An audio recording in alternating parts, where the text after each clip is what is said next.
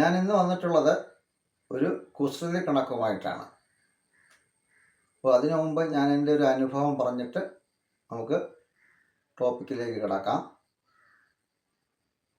എൻ്റെ കൂടെ ജോലി ചെയ്തിരുന്ന ഒരു അധ്യാപകനാണ് ജോർജ് മാഷ്. അദ്ദേഹം കണക്ക് അധ്യാപകനാണ്. അദ്ദേഹം ക്ലാസ്സിൽ വന്നു കഴിഞ്ഞാൽ ആദ്യം പുസ്തകമല്ല പഠിപ്പിക്കാൻ തുടങ്ങുന്നത്. ആദ്യം രസകരമായ കഥകളോ കുസൃതി കണക്കുകളോ ഗണിത സൂത്രങ്ങളൊക്കെ പറഞ്ഞ് കുട്ടികളെ സന്തോഷിപ്പിക്കും. അതിനുശേഷമാണ് ക്ലാസ്സിലേക്ക് കടക്കുക. ഒരു ദിവസം മാഷ് വന്നപ്പോൾ കയ്യിലൊരു പൊതി ഉണ്ടായിരുന്നു. കുട്ടികൾ ചോദിച്ചു എന്താണത്? അപ്പോൾ സാറ് പറഞ്ഞു അത് മിഠായിയാണ്. അപ്പോൾ കുട്ടികൾ ചോദിച്ചു എന്താണ് വിശേഷം? അതെൻ്റെ പിറന്നാളാണ്. അപ്പോൾ കുട്ടികൾ എത്രാമത്തെ പിറന്നാളാണെന്ന് ചോദിച്ചപ്പോൾ പറഞ്ഞു അതിനൊരു വഴിയുണ്ട്, നിങ്ങൾ ബുക്കും പേനയും എടുക്കാൻ പറഞ്ഞു.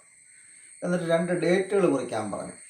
അതിതായിരുന്നു: 1/13/2024. അത് അന്നത്തെ തീയതിയാണ്. ഇനി അതിൻ്റെ താഴെ 13/3/1993 എന്ന ഒരു ഡേറ്റ് കൂടി കുറിക്കാൻ പറഞ്ഞു. എന്നിട്ട് അതിൻ്റെ വ്യത്യാസം കണ്ടുപിടിക്കാൻ പറഞ്ഞു. അപ്പോൾ കുട്ടികളൊക്കെ എളുപ്പത്തിൽ 31 എന്ന് കണ്ടുപിടിക്കുകയും വിളിച്ചു പറയുകയും ചെയ്തു. മാഷ് ചോദിച്ചു ഈ 31 എന്താണ്? അത് മാഷിൻ്റെ വയസ്സ് എന്ന് കുട്ടികൾ ഒരേ സ്വരത്തിൽ വിളിച്ചു പറഞ്ഞു.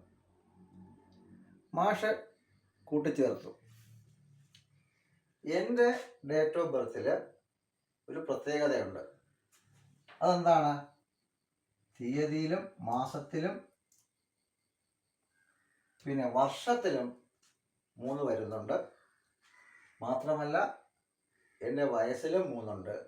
അതുകൊണ്ട് ഞാൻ ഇന്ന് നിങ്ങൾക്ക് വാങ്ങിയിട്ടുള്ളത് 31 മിഠായികളാണ്. ഇനി ഞാൻ നിങ്ങളോട് ഒരു ചോദ്യം ചോദിക്കാം. അതായത് 5 3 ഉപയോഗിച്ച്, അതായത് 1 2 3 4 5 5 3 ഉപയോഗിച്ച്